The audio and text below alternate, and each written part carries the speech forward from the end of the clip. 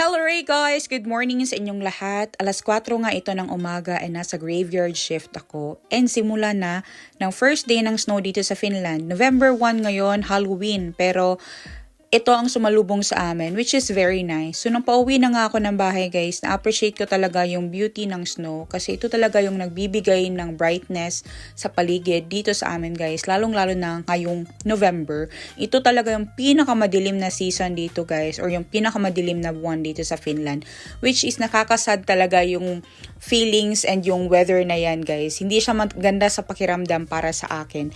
Pagpasensyahan nyo na tong video na to kasi vinoice over ko lang kasi pagod na pagod talaga ako, guys. But anyways, gusto ko lang ipakita sa inyo na ito yung recent update dito sa amin na nagsimula na nga yung winter. Wala naman akong ginawa kundi natulog lang buong araw at nung hapon dumating nga si Nico and Anika galing ng mga trabaho nila. Si Anika is galing ng school. So after nun, guys, is pinakain lang namin si Anika ng kanyang food dito sa bahay tapos umalis din kami, guys, kasi meron kami mga kailangang bilihin sa groceries today. Sumahod ako kahapon pero alam nyo ba yung sahod ko napunta lang lahat sa bills, guys. Sabi ko kay Nico, kailan ba tayo makakaluwag-luwag na kasing dami nitong snow yung magiging pera natin, pero sabi ni Nico, it's okay. Basta nabayaran namin yung mga bills namin, okay na kami dun, guys. But anyway, sobrang ganda talaga ng paligid kasi sobrang bright. Sa lahat ng direction na bintana sa bahay namin, guys, kinunan ko talaga ng video para ma-share ko lang sa inyo kung ano yung mga nakikita ko dito, guys. Pero hindi ko talaga siya mabigyan ng justice kasi hindi talaga siya nakukuha ng ating camera. Unang araw nga ng winter dito, guys, November pa lang pero nagsisnow na kami. So pagpatak talaga ng first snow, yan talaga yung pinakamaganda kasi it brightens everything. Ito na nga yung basket ko, guys, na panghunting ng mushroom and punong-puno siya ng snow, guys, as in, kasi nilagay ko siya dun sa gilid. But anyways, it's okay kasi I think this is the end of the mushroom season. But don't you guys worry kasi sobrang dami kong naipon na mga mushroom hunting videos na pwede kong ma-share sa inyo. So yung pathway nga namin is sobrang punong-puno na ng snow. So ito na naman yung magiging challenge namin, guys, is yung paglilinis ng snow dun sa pathways namin para makadaan kami. Pero yung mga tanim, guys, grabe na covered na talaga sila ng mga puti. Ayaw pala ni Nico ng winter, guys. Okay naman sa kanya yung winter pala. Pero yung sobrang maraming snow, yun yung hindi niya gusto. Kasi kailangan maglinis ng sasakyan bago umalis. Tanggalan ng snow yung sasakyan bago umalis. Kasi hindi kami makakatakbo kung maraming snow ang sasakyan, guys. Alam nga, mga libat hindi na tumakita na tong dalan, no. Kaya natabunan na sa snow.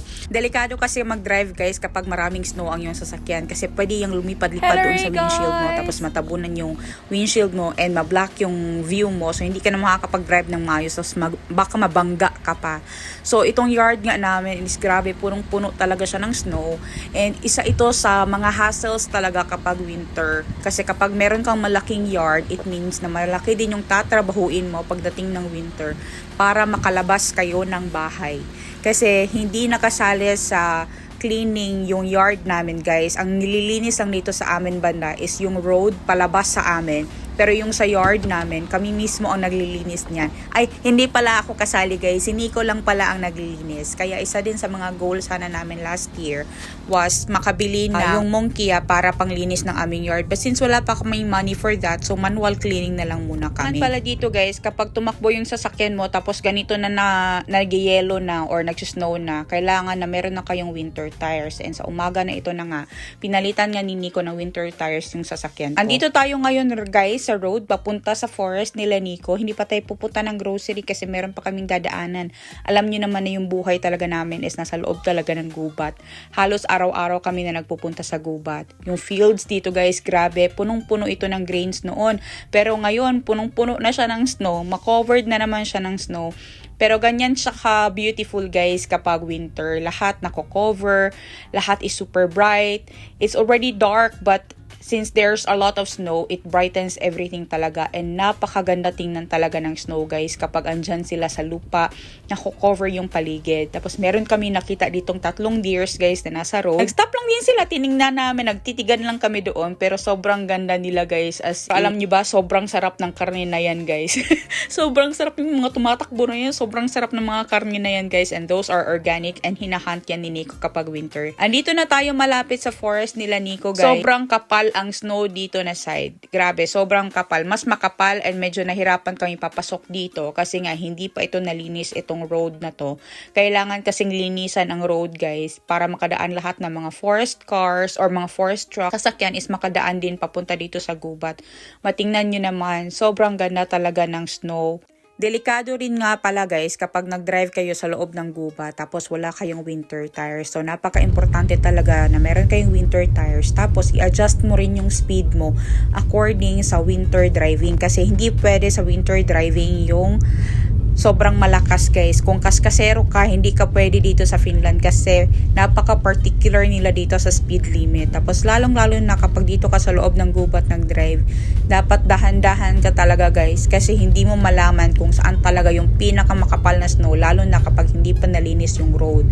Kaya dahan-dahan lang kami dito guys, papasok dito sa loob ng gubat and napakaganda talaga ng snow guys. Hindi ko talaga siya ma-explain but ang sarap sa pakiramdam, malamig, puti, basta maganda. So andito na tayo sa forest nila Nico guys. Ito naman sa other side ito kung saan makikita dito yung fields nila na hindi nila ginagamit na pinarentahan lang nila sa kapitbahay nila kasi nga wala silang machineries para i-cultivate yung land. Kasi kailangan talaga dito kapag meron kang lupa guys, kailangan meron kang machineries kasi hindi mo pwedeng hayaan yung lupa dyan na hindi siya ma-cultivate or hindi gamitin or hindi mo sakahin. Wala silang machine guys, so mahal din kaya pinarentahan na lang nila. So ito yung young forest na nililinis ni Nico and meron siyang part dito guys na kailangang linisin. And naghihintay lang kami ni Anika doon sa sasakyan kasi ayaw niya na pumunta kami doon kasi nga hindi kami naka-winter shoes. Sobrang excited ko talaga lumabas ng bahay para makita yung makapal na snow. Nakalimutan ko na maglagay ng winter shoes guys. So nung paalis na nga kami doon sa gubat guys, sobrang dilim na. And ito sa highway na to and papunta na tayo doon sa city ng Jolola. Itong main road na to guys, papunta sa city ng Jolola, dati-rate 100 kilometers per hour ang speed limit dito. Pero ngayon, 80 na lang per hour or kilometers per hour yung speed kasi nga naka-winter na rin yung speed limit dito. Hindi kasi pwede na masyadong mabilis yung patakbo sa road na to guys kasi nga dahil sa merong mga snow, madulas. So for our safety, kaya binabaan talaga nila ng mga speed dito guys sa mga roads nila. And ganito yung itsura ng traffic dito sa Finland guys kapag maraming sasakyan. Malalaki pa rin yung agwat ng sasakyan sa bawat isa. Pero yan na yung traffic dito sa Finland. 30 minutes drive pala guys galing sa amin papunta sa Jolola. Kaya si Carlos and Lisa hindi rin sila basta-basta talaga nakakaalis kapag gabi. Kasi nga minsan yung bus na nagagaling sa amin guys punta sa city. So, andito na tayo ngayon guys sa syudad. Nakalugsong na ang mga taga-Bukid sa syudad guys. Though minsan-minsan nagpupunta din talaga kami dito. Pero isahan talaga yung mga pagpunta namin sa city guys. Like, kung meron kaming bibilihin na isa, mag-iisip pa kami ng ibang bagay na kailangan namin bilhin para mabili na namin siya agad-agad. Kasi nga, mahal ang gasolina guys. Kung drive tayo ng drive from here to there, masyado nang mahal ang gasolina tapos malayo din ang distansya. Dito pa naman sa Finland, aika on raha or time is money. Kaya sinusulit namin talaga kapag andito na kami. So dito nga tayo ngayon pupunta sa Prisma. Itong Prisma is isa sa mga biggest chains ng mga stores dito sa Finland. Prisma, baka naman charot lang. Marami silang stores guys, like meron silang bangko, meron silang sariling food chain, mga groceries, malalaki. Pero sa Prisma guys, madalas dito kami nagpupunta kasi marami silang mga items na pwede mong mabili and halos lahat kompleto na dito sa loob ng isang store lang. Dito kami sa underground ng parking nila guys magpa-park instead na doon sa open space sa labas kasi mas warm dito sa loob, so hindi na namin kailangan maglinis ng snow kung dito kami sa loob ng parking nila magpa-park, di ba guys? Kasi kung sa labas guys, sobrang lakas pa rin talaga ng snow and after mag-grocery, for sure maglilinis na naman kami ng snow. Kaya minabuti namin na dito talaga sa loob talaga ng parking space nila mag-park. Libre naman yung parking nila, kailangan mo lang maglagay ng parking keko or yung timer nila guys na nilalagay doon sa car. Meron ako niyan sa car palagi, yung color blue na meron siyang timer. Ilalagay namin yan siya palagi guys para hindi kami makabayad ng ticket. Kasi kapag merong parking keko na sign, ibig sabihin kailangan mo maglagay noon para sa timer ng parking mo doon sa parking space. Sobrang dami talagang pwedeng bilhin dito sa Prisma, as in guys. Sobrang dami nilang mga items galing sa bulaklak, pagkain, frozen goods, fresh goods, vegetables, fruits, gulay, ano pa ba, mga karne. Basta lahat guys, kahit appliances, sobrang dami nila dito guys. And pwede ka talaga mag-shopping one time, big time dito sa loob ng store na to. Kahit damit meron din sila guys. Kahit pambata, pang lalaki, pang babae. Kahit anong klaseng damit guys, kompleto talaga sila. Ang pinakasadya talaga namin dito sa Prisma guys is bumili nung kahavinkatin or yung paggawaan ba yan ng kape sa Tagalog guys? Basta yung coffee maker. Paggawaan ng kape. Ano yung factory? Nabuing na. Hindi guys, kailangan namin ng kahavinkatin or yung pag-ahanungan nga ng, hindi ko na alam guys anong sasabihin ko. Basta yung himuanan og kape ba kalisod gani magtagalog pa niya. Mensahe mas madali og ibisaya na lang gid ba. Basta yung ganyan guys tapos sikat talaga dito sa Finland guys yung Mocha Master. Isa yan sa pinaka magandang brand talaga guys, and it lasts longer talaga. Kaso lang guys, sobrang mahal talaga guys. Sobrang sakit ng kaayo po sa dughan ng price guys. Kahit si Nico na shock talaga sa price niyan. Tapos nagmili kami dyan guys. Sobrang dami naming gusto. Kaso lang talaga yung budget namin is hindi talaga magkakasya doon sa mga items or doon sa mga appliances na mamahal nga guys, kasi hindi talaga kaya ng budget namin guys. Saon ta man na pobrehon man ta. Actually favorite ko talaga yung Smeg na brand. Yan talaga yung pinaka gusto ko talaga na bilihin, kaso lang sobrang mahal din guys ng mga products nila, kasi nga very good quality din talaga ang Smeg. Sana naman Smeg, bigyan mo naman ako ng kahavinkatin o yung kahit thermos lang Smeg, yung puti lang Smeg, o yung puti na cream na ando na maliit.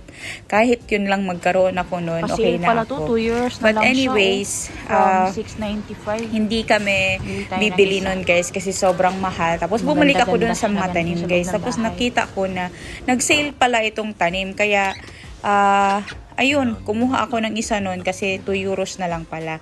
Tapos nung binalikan ko si Nico, nakapag-decide na siya na bibili na lang kami ng something much simpler. And namili kami guys. Tapos meron na kaming napili na kahavinkatin. Tapos namili na naman kami. Pabago-bago kami guys. Kasi biniweigh talaga namin yung presyo sa item na bibilihin namin guys. Kasi nga nagtitipid nga talaga kami. Alam niyo ba isa sa rason bakit kami nagtitipid is gusto ko talagang umuwi ng Pilipinas kasi mag-11 years na akong hindi nakakauwi guys. Tapos isa talaga yun sa pinaka pangarap ko guys na makauwi, kaya palagi talaga kaming nagtitipid, which is very difficult talaga guys, kasi alam ko na pag pupunta ako ng Pilipinas kailangan talaga na meron akong pera, kasi gagastos ako ng pamasahe namin, gagastos kami ng pang lakwatsa namin, kahit hindi na kami maglakwatsa guys, basta makita ko lang yung nanay at pamilya ko. Tapos meron din kaming babayaran ng bills dito sa Finland, kaya nag-iisip talaga kami. So yun na nga, nakapili na kami ng mga bibilhin namin guys, especially yung kahavinkatin and yung bulaklak or yung indoor plant guys. Tapos tumingin kami ng mga different items na naman dito, which is yung mga fish cars. Yung fish cars guys is isa yan sa mga product dito sa Finland which is very good quality, na yan din talaga ang magandang bilihin, though mahal siya ng konti, but it really lasts longer. Kita nyo dito sa loob ng Prisma guys, sobrang dami nilang items, diba? Kompleto. Kahit sa school supplies guys, meron na sila mga damit, medyas, panty, bra, tibak. Tanan na lang guys, as in kompleto talaga sila lahat dito sa loob ng Prisma. At dahil weekend nga and it's Halloween, wala naman kaming trick or treat guys. And hindi talaga ako nagsa-celebrate ng trick or treat or nag-join ng mga trick or treat na activities. So, bumili na lang din kami ng candies namin and ng chocolate namin. Tapos, meron akong mga nakita dito na mga flowers guys na 1 euro na lang. Gypsophilia yata ang tawag nito. Or yung mga baby's breath. Color potato siya guys, pero meron na siyang color. color. I don't know paano nila nilagyan ng color. But since nagwa 1 euro na lang, binili ko guys. Kasi kahit na dry ito, sobrang ganda pa rin niya talagang tingnan. Kaya, ayan, happy ako guys. Kasi at least meron ako maiuwi na something will beautify our table. Kahit na sobrang lamig ng weather namin dito sa Finland. And wala na rin talagang mga bulaklak sa garden namin na pwede ko mapitas. So, yung last na bulaklak na napitas ko sa garden namin guys was sobrang tagal na hindi ko na malala. So, ito na nga, pauwi na kami ng bahay ngayon. And after nito is magpapahinga na naman ako ulit. Kasi meron na naman akong trabaho kinabukasan. So, paglabas namin guys, sobrang ganda talaga ng palibot. Kahit dito sa city guys, ng Hollola. Kasi punong-puno talaga siya ng snow.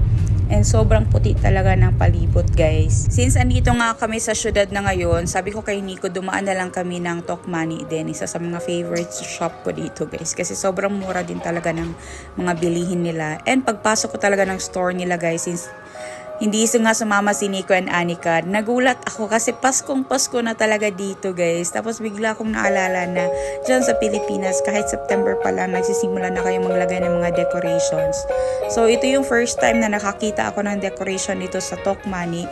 And sobrang natuwa ako kasi Paskong Pasko talaga yung vibe niya guys. And which is very nice. It blends with the environment sa labas kasi nga nagsusnow na talaga. And dito nga sa Tokmanni, sobrang daming sale na mga candies kasi nga papalapit din talaga ang Pasko.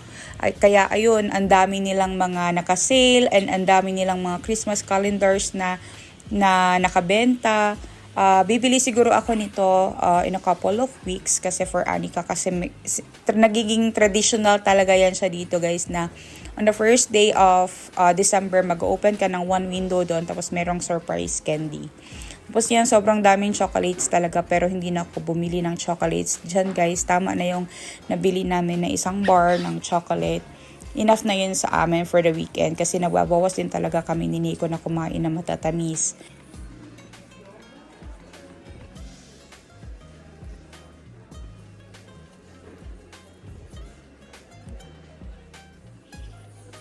Bumili ako nito guys kasi lalagay ko dun sa chairs namin. Kasi hindi malambot yung upuan namin sa kusina. Mas gusto ko yung mas malambot. Wala na kaming sabon so bibili tayo dito ng sabon guys. Panglaban ng mga damit. Hala, ito yung box na binibili ko. Ngayon nakasale na siya. Mati siyang 10.99 or 11 euros. Ngayon 6 euros na lang. So this is the best time to buy kasi nakasale na. Yung mga foam na pala na yan guys is naka-sale din yan. 2 euro na lang yan. Galing siya sa 8 euros. So nakasave ako ng 5 euros. So hindi pa rin ako uwi guys. Andito tayo sa Lidl. Isa sa mga pinakamurang store dito sa Finland. And mamimili pa ako dito ng ilang items. Nagugutom na kasi ako guys kasi konti lang yung kinain ko kanina sa bahay. Kaya sabi ko kay Nico, daan kami dito kasi ibibili ko sila ng donuts. Tapos bibili din ako ng cinnamon bread. Nagki-craving talaga ako ng cinnamon bread guys. Dito, guys. Ewan ko ba, hindi ko malaman kung bakit. Pero kapag ganitong season talaga, alam mo yung amoy talaga ng cinnamon, ito talaga yung match sa weather. Kaya ganun siguro.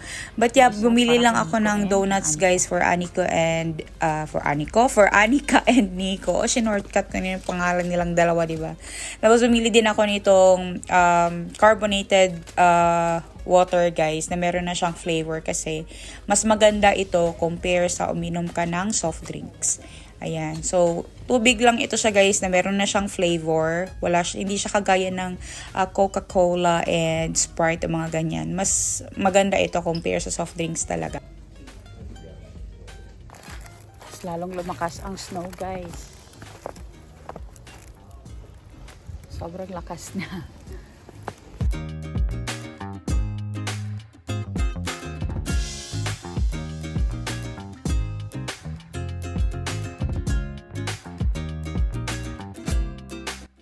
Pauwi na nga kami ng bahay nito guys. And grabe, sobrang lakas ng snow. Pero hindi pa naman ito yung over talaga ng malakas guys na snowstorm na tinatawag nila dito. Pero malakas na to guys for the first day of snow ha. Pero kaya pa naman, kaya natin. Ba't hindi naman natin kaya? Ilang taon na natin kinakaharap tong ganitong weather dito sa Finland.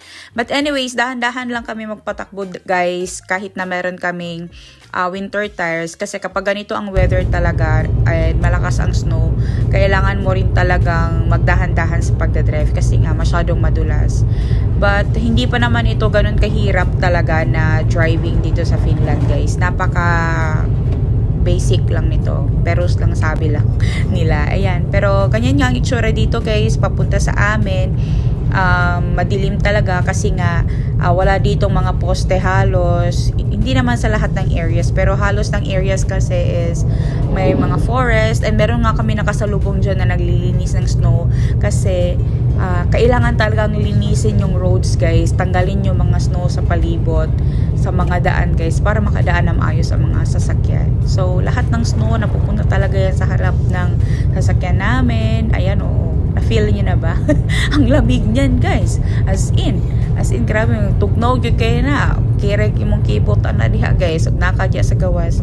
Ayan, mas lalo pa talagang lumakas ang snow, but it's okay kasi God is there and malapit na rin kami sa bahay guys. So after nito magpapahinga lang talaga ako. Matutulog ako kasi bukas panibagong araw na naman nakakaharapin natin sa trabaho, diba? Sobrang dami ko na namang tupiin guys. Uy, inya tapos ginganani ang weather ba? Di ka ganahan mamilo no, ganahan na lang ikaw magsikag katulog, diba? So ito na nga, papasok na to sa amin guys. Tingnan niyo naman yung forest. Diba? Wala na, goodbye na talaga tayo sa mushroom hunting guys. But don't you worry kasi sobrang dami ko pang mga videos guys na kailangang i-post and i-share sa inyo. Sobrang dami nyo pang aabangan sa mga mushroom hunting ko.